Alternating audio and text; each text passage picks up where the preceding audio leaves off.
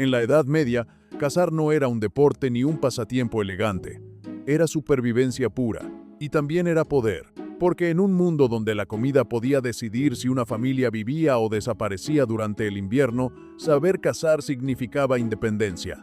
Y la independencia era peligrosa para los señores, para los reyes y para cualquier autoridad que quisiera controlar quién comía y quién no. Por eso muchas técnicas medievales terminaron prohibidas, no porque fueran inútiles, sino porque funcionaban demasiado bien. Algunas eran tan eficientes que podían vaciar bosques enteros. Otras eran tan fáciles de usar que rompían la jerarquía social. Y lo más inquietante es que, siglos después, científicos modernos han estudiado estas prácticas con herramientas avanzadas y han llegado a una conclusión incómoda. Los cazadores medievales entendían el comportamiento animal de una manera sorprendentemente precisa. Estas son 7 técnicas prohibidas, no contadas como curiosidades macabras, sino como ejemplos de ingeniería humana aplicada a la naturaleza, métodos que hoy se consideran ilegales en casi todas partes, precisamente porque son devastadoramente efectivos. La primera técnica es la liga de pájaros, una de las trampas más simples y al mismo tiempo más sofisticadas que existieron. En los bosques medievales, un campesino podía transformar la corteza de acebo en una pasta pegajosa tan potente que un ave pequeña que se posara en una rama tratada ya no podía escapar. El proceso no era improvisado, requería semanas. Se hervía la corteza durante horas, se enterraba para fermentar, se machacaba y se mezclaba con aceites hasta lograr una consistencia exacta. Esto suena primitivo, pero en realidad es química aplicada. La liga funciona porque tiene una adhesión altísima a las plumas y una cohesión baja consigo misma, lo que significa que cuando el animal lucha, no se libera, solo se pega más. Cada movimiento empeora la situación. Los medievales no conocían términos científicos, pero conocían el resultado con una precisión brutal. Y aquí aparece el detalle moderno. En tiempos recientes, estudios y reportes de conservación han mostrado que técnicas similares pueden capturar cantidades enormes de aves migratorias en poco tiempo, lo que las convierte en una amenaza real para poblaciones enteras. Por eso, en Europa se prohibió formalmente, no porque fuera ineficaz, sino porque era demasiado indiscriminada en su éxito. La segunda técnica es la trampa de foso, utilizada durante siglos para capturar animales grandes como ciervos o alces. En lugares como Escandinavia se han encontrado redes completas de fosos excavados, algunos usados durante miles de años. No eran agujeros al azar, eran sistemas organizados con una inteligencia estratégica impresionante. Los cazadores construían cercas largas de madera que guiaban al animal por corredores naturales, reduciendo sus opciones de escape hasta llevarlo directamente hacia un punto donde el suelo parecía normal, cubierto de ramas y hojas, pero debajo había un vacío profundo. El animal no saltaba porque no veía el hueco, simplemente caminaba y caía. La ciencia moderna entiende esto como un aprovechamiento del reflejo de huida. Cuando un ungulado corre, su cerebro calcula saltos basándose en lo visible. Si no percibe el vacío, no activa el salto. Es un fallo biológico imposible de corregir mediante aprendizaje rápido, y los medievales lo descubrieron por observación paciente, generación tras generación.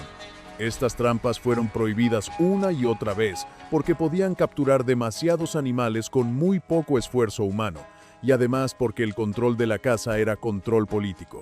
Si cualquiera podía obtener carne de esa forma, el monopolio de los bosques se debilitaba. Lo fascinante es que ambas técnicas comparten la misma lógica. No se trata de fuerza, se trata de entender vulnerabilidades naturales. La liga convierte el instinto de moverse en una condena. El foso convierte el instinto de correr en una caída inevitable. Son métodos que no dependen de tecnología avanzada, dependen de conocimiento. Y aquí se abre el verdadero misterio. Si estas técnicas fueron tan efectivas que los gobiernos medievales intentaron destruirlas, y si la ciencia moderna confirma que explotaban respuestas biológicas profundas, entonces queda claro que la caza medieval no era improvisación salvaje. Era una ciencia empírica, peligrosa precisamente porque funcionaba.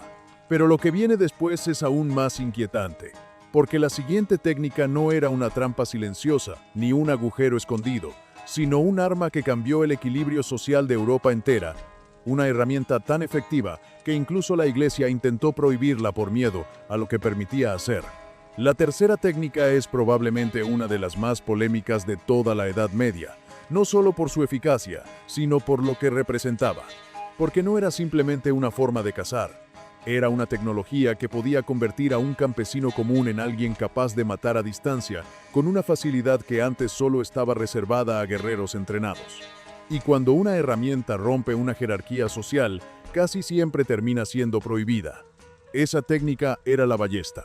Hoy la vemos como un arma histórica, casi decorativa, pero en su momento fue considerada tan peligrosa que algunos líderes religiosos intentaron limitar su uso.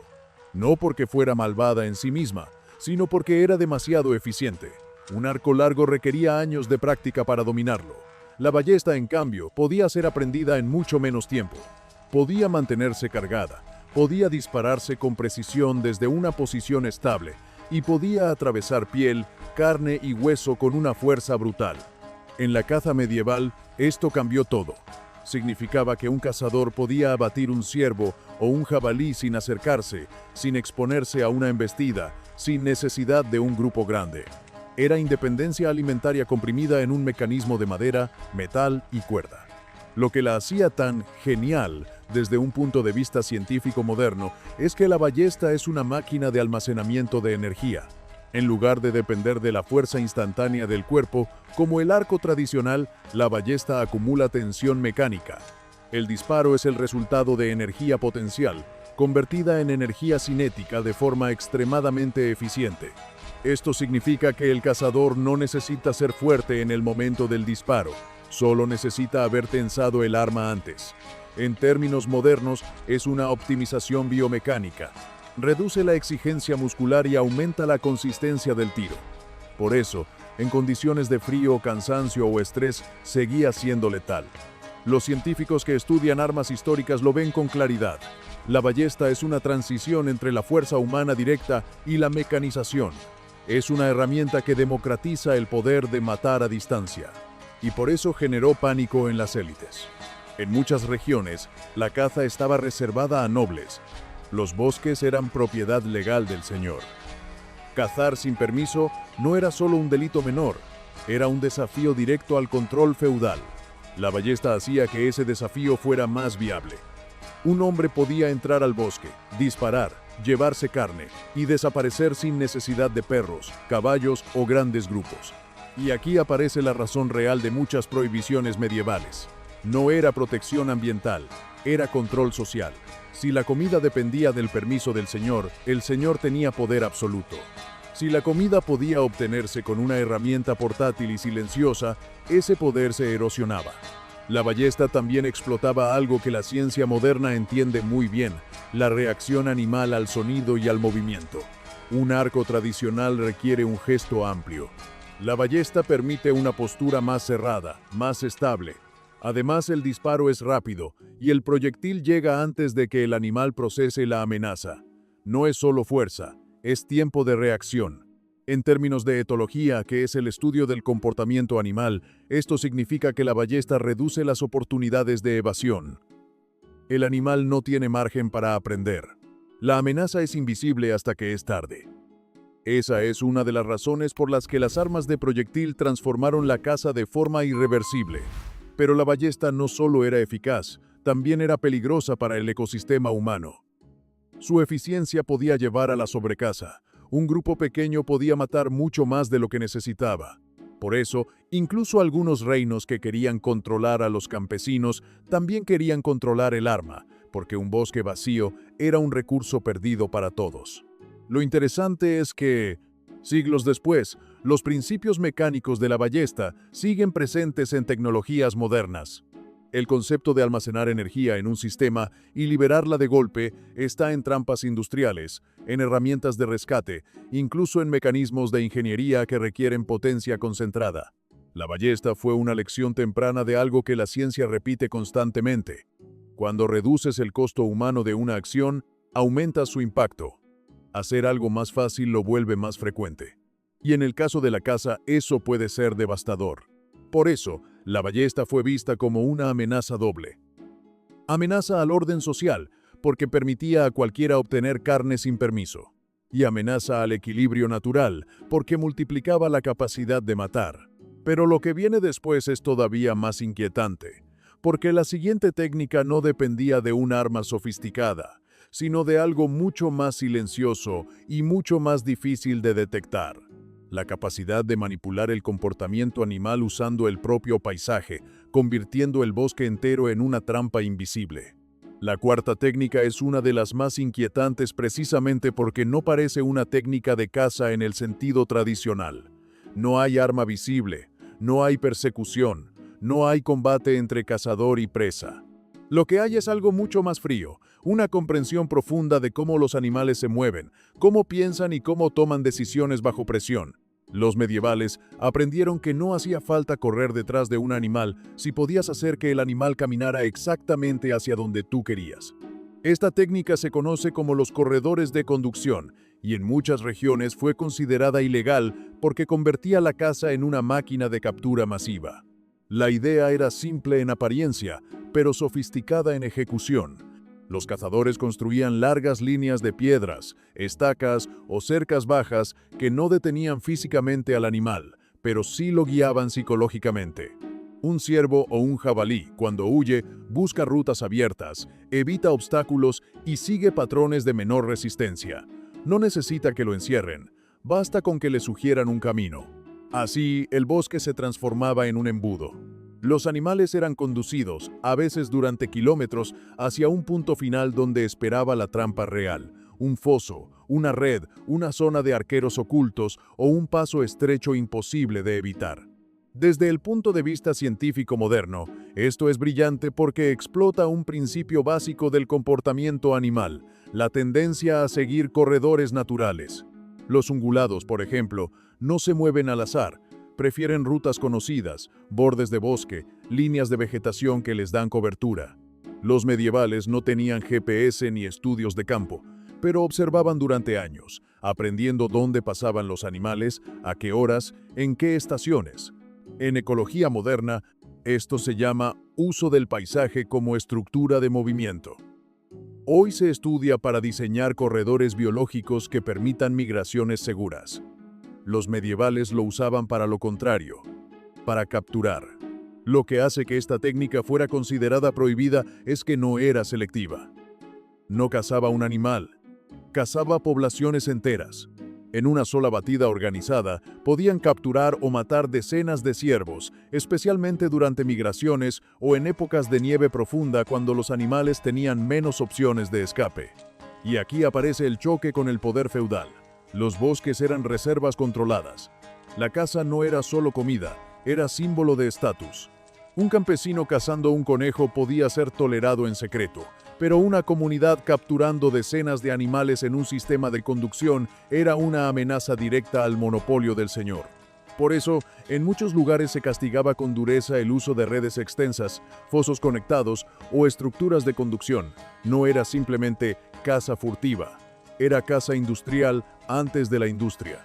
Los científicos modernos consideran esta técnica genial porque demuestra algo fundamental. El cazador medieval entendía que el animal no es solo un cuerpo, es un patrón de decisiones. No necesita ser más rápido, necesita ser más paciente. La paciencia es una forma de inteligencia ecológica. Además, estos corredores muestran un nivel de planificación comunitaria impresionante. No era un hombre solo con un arco. Era un grupo entero construyendo infraestructura en el paisaje. Era coordinación, conocimiento compartido y memoria colectiva del movimiento animal. En muchos sentidos, es comparable a cómo hoy se diseñan sistemas de captura científica para estudiar fauna, solo que con un objetivo completamente distinto. También hay un aspecto psicológico fascinante. Los animales no perciben estas estructuras como cárceles. Las cercas eran bajas. Las líneas de piedra no bloqueaban físicamente, pero el instinto los empujaba a evitarlas. Es una manipulación del miedo, no de la fuerza. La ciencia del comportamiento lo explica. En situaciones de estrés, los animales reducen su capacidad de exploración. No prueban caminos nuevos, siguen lo que parece seguro. Los medievales creaban una ilusión de seguridad que llevaba directamente a la muerte. Esa es la razón por la que este método es tan eficaz y tan peligroso. No depende de puntería, depende de biología. Y lo más inquietante es que todavía se encuentran restos de estos sistemas en Europa y Escandinavia. Líneas de piedra en montañas, fosos alineados, estructuras que parecen simples ruinas, pero que en realidad fueron máquinas de captura diseñadas con precisión. Por eso, hoy muchos arqueólogos los estudian no solo como herramientas de caza, sino como evidencia de organización social temprana. Una comunidad capaz de construir corredores de conducción era una comunidad que entendía su entorno a un nivel profundo. Sin embargo, esa genialidad tiene un lado oscuro. La eficiencia absoluta tiende a destruir lo que explota. Si se usa demasiado, vacía el bosque. Por eso, con el tiempo, estas técnicas se volvieron no solo ilegales, sino moralmente condenadas en muchas culturas. Pero lo realmente extraño vino después, porque la siguiente técnica medieval no consistía en guiar animales con el paisaje, sino en engañarlos con algo aún más íntimo: su propio instinto de confianza, su curiosidad natural y su tendencia a seguir señales que creen seguras. Una técnica silenciosa, que parecía casi magia para quienes no entendían cómo funcionaba. La quinta técnica medieval es una de las más perturbadoras precisamente porque no se basa en la fuerza, ni en la persecución, ni siquiera en el paisaje. Se basa en algo mucho más delicado: la capacidad de engañar al animal usando su propio sistema de comunicación.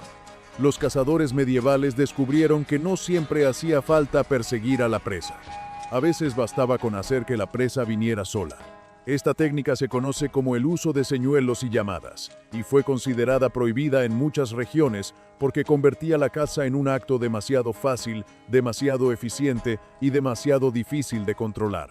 Hoy pensamos en los reclamos de caza como herramientas modernas, pero en realidad tienen raíces profundas.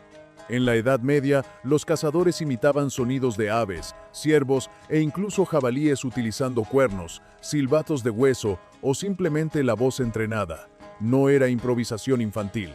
Era una práctica seria, aprendida con paciencia, porque un sonido mal hecho no atraía, alertaba. Lo fascinante es que la ciencia moderna confirma lo que ellos intuían. Muchos animales responden de manera automática a señales acústicas específicas. Un ciervo macho, por ejemplo, puede acercarse al escuchar un llamado que interpreta como un rival o como una hembra. Las aves migratorias pueden descender al oír cantos que asocian con seguridad. El sonido es información, y el animal no puede ignorarla sin costo. Los medievales entendieron que el bosque no es silencioso, es un espacio lleno de mensajes.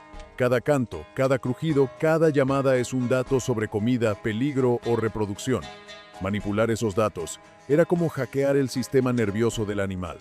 Por eso, en algunas zonas, atraer animales con sonidos se consideraba una forma deshonesta de caza, pero la verdadera razón de la prohibición era más práctica, era demasiado efectiva.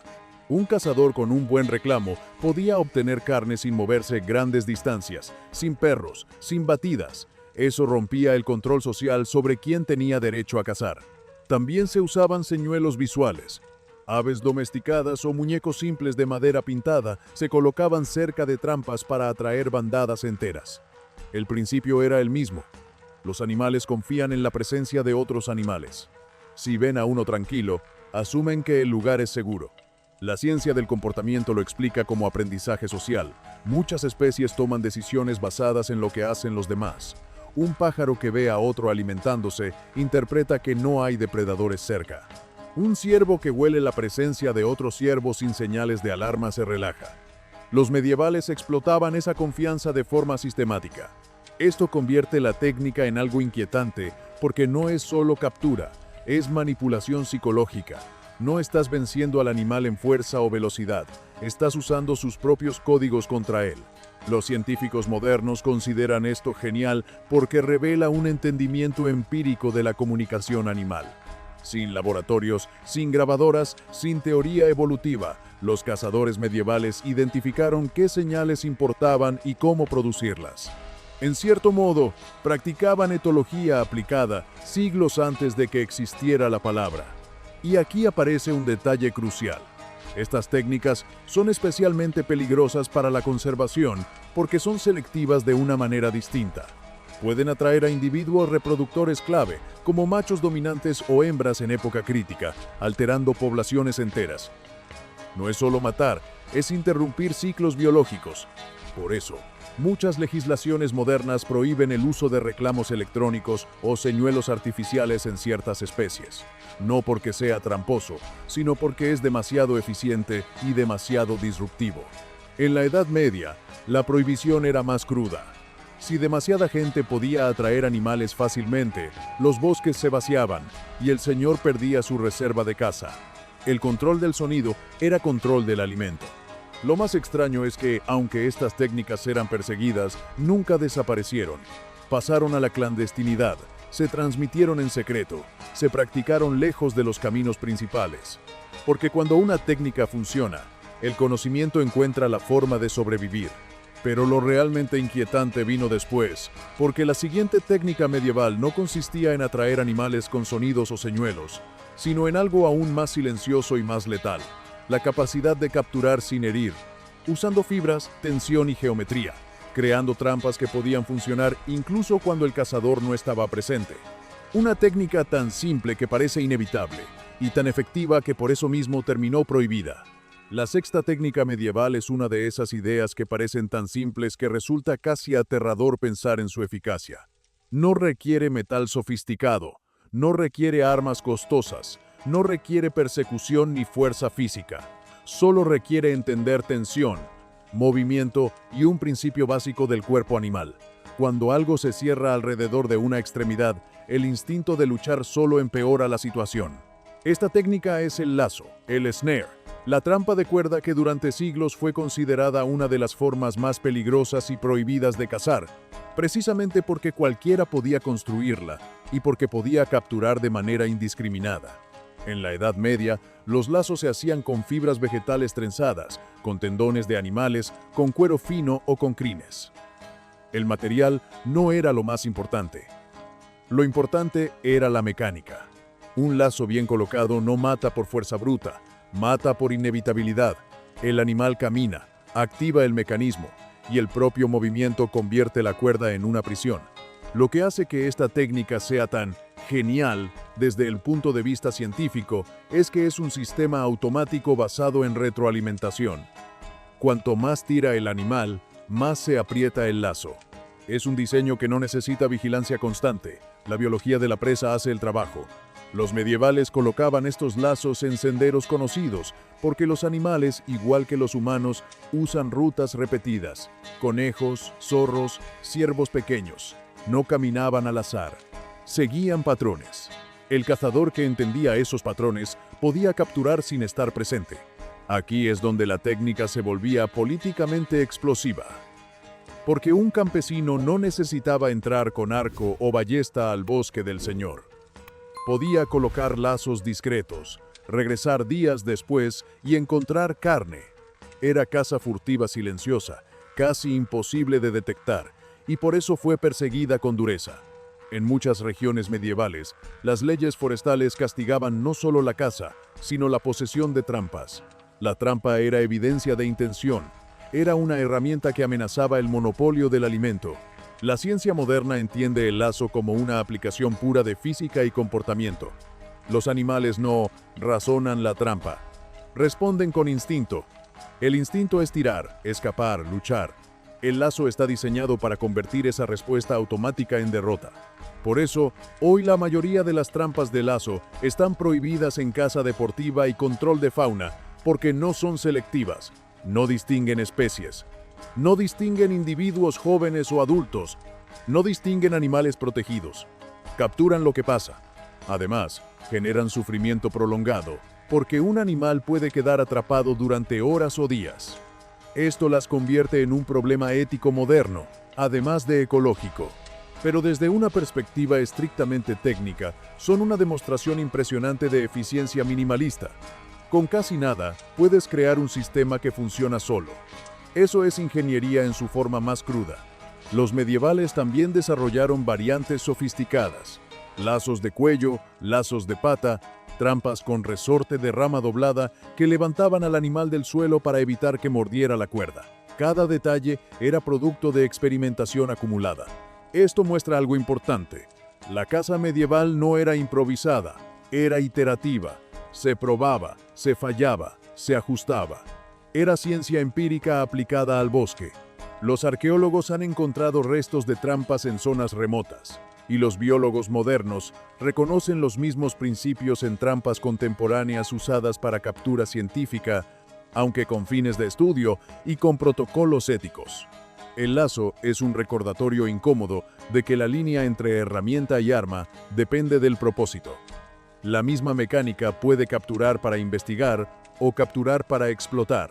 En la Edad Media era supervivencia y también delito. Pero lo realmente inquietante es que esta técnica no era la más extrema. La siguiente, la última de este manual prohibido, no dependía de cuerdas ni de sonidos ni de fosos. Dependía de algo aún más profundo. La capacidad de usar el veneno de la naturaleza, no como acto de crueldad, sino como estrategia silenciosa que podía cambiar por completo el equilibrio entre humano y presa. Y por eso, fue una de las técnicas más temidas, más perseguidas y más prohibidas de todas. La séptima técnica medieval es, sin duda, la más controversial, la más temida y la que más rápidamente fue asociada con lo prohibido. No porque fuera necesariamente la más usada, sino porque cruzaba una frontera psicológica que incluso en la Edad Media resultaba inquietante. No se trataba de atrapar o abatir con habilidad visible. Se trataba de introducir en la caza un elemento invisible, silencioso y profundamente difícil de controlar. Esta técnica era el uso de venenos y toxinas naturales en la caza. En muchas culturas medievales europeas, el veneno era visto con sospecha moral. Era considerado deshonesto, casi oscuro, porque eliminaba la confrontación directa. Pero la verdadera razón por la que se volvió prohibido fue práctica. Era demasiado impredecible, demasiado peligroso y podía afectar a cualquiera, no solo a la presa. Los cazadores medievales conocían plantas y sustancias que hoy la ciencia reconoce como extremadamente potentes. No necesitaban laboratorios, necesitaban observación. Sabían qué hierbas enfermaban al ganado, qué bayas mataban aves, qué extractos paralizaban pequeños animales. Algunas fuentes históricas sugieren el uso de acónito, por ejemplo, una planta altamente tóxica que crece en regiones montañosas, o el eléboro, conocido desde la antigüedad por sus efectos violentos en el cuerpo. También se mencionan toxinas de animales, como secreciones de ciertos anfibios. No hay consenso total sobre cuán extendido estaba este uso, pero la idea existía y era temida. La técnica consistía en aplicar pequeñas cantidades en puntas de flecha o en cebos. No era una ciencia exacta, era un arte peligroso. La dosis podía ser insuficiente o excesiva. Podía matar rápido o causar sufrimiento prolongado. Podía contaminar carne. Podía afectar a perros de caza. Podía, en el peor caso, volver contra el propio cazador. Y aquí es donde la ciencia moderna encuentra algo fascinante. Los venenos naturales son, en realidad, compuestos bioquímicos diseñados por la evolución para defender plantas y animales. Algunos afectan el sistema nervioso, otros la coagulación, otros el corazón. Lo que los medievales hacían empíricamente es lo que hoy se estudia en farmacología con enorme detalle. De hecho, muchas sustancias que fueron venenos en el pasado se convirtieron en medicamentos modernos en dosis controladas. La digitalina, derivada de plantas tóxicas, se usa en tratamientos cardíacos. El conocimiento medieval era crudo, pero apuntaba hacia la misma realidad. La naturaleza está llena de química activa. Los científicos consideran genial este conocimiento no porque celebren su uso en casa, sino porque demuestra una comprensión temprana de que el entorno no es solo madera y piedra, sino un laboratorio vivo. Los medievales sabían que ciertas plantas no eran solo alimento o medicina, también eran armas. Por supuesto, esto hizo que las autoridades reaccionaran. El veneno no podía regularse fácilmente. Un arco se ve, una ballesta se confisca, un foso se descubre. Pero una punta untada con toxina es invisible. Eso la convertía en una amenaza social.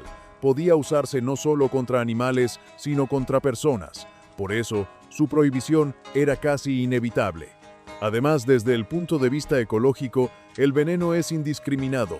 Un animal envenenado puede morir lejos, ser comido por carroñeros y envenenar a otros. Puede contaminar agua. Puede destruir cadenas enteras de vida. Incluso hoy, El uso de venenos en control de fauna es altamente regulado por estas razones. En la Edad Media, el peligro era aún mayor porque no había comprensión completa de contaminación o bioacumulación. Era un arma que podía escapar de las manos humanas. Por eso, esta técnica quedó asociada con lo clandestino, con lo prohibido, con lo que se susurra pero no se enseña abiertamente. Y sin embargo, su existencia revela algo fundamental. La caza medieval no era solo instinto, era experimentación. Si miras las 7 técnicas juntas, aparece un patrón claro. No se basaban en fuerza bruta, se basaban en entender vulnerabilidades biológicas. La liga explotaba la adhesión y el movimiento. El foso explotaba la percepción visual. La ballesta explotaba la mecanización de energía. Los corredores explotaban rutas y miedo. Los señuelos explotaban comunicación e instinto. Los lazos explotaban retroalimentación automática. Los venenos explotaban bioquímica evolutiva. Por eso los científicos modernos las encuentran fascinantes, no porque quieran que se usen, sino porque muestran un nivel de observación y adaptación impresionante. Los medievales, viviendo al borde de la escasez, se convirtieron en etólogos empíricos, ingenieros del bosque, manipuladores de patrones naturales. Y aquí está la conclusión incómoda. Estas técnicas fueron prohibidas porque eran demasiado efectivas. No eran deportivas, no eran románticas, no eran justas. Eran herramientas de supervivencia en un mundo donde la justicia importaba menos que comer. Hoy, muchas de ellas siguen siendo ilegales por razones éticas y ecológicas, y eso es correcto. Pero entenderlas no es glorificarlas. Es reconocer que la historia humana está llena de conocimiento brutal, nacido de la necesidad, refinado por generaciones y luego enterrado cuando la sociedad decidió que ya no quería vivir así. La verdadera lección no es volver a cazar como en la Edad Media. La lección es que incluso en épocas que imaginamos primitivas, la inteligencia humana ya estaba estudiando el mundo con una precisión sorprendente.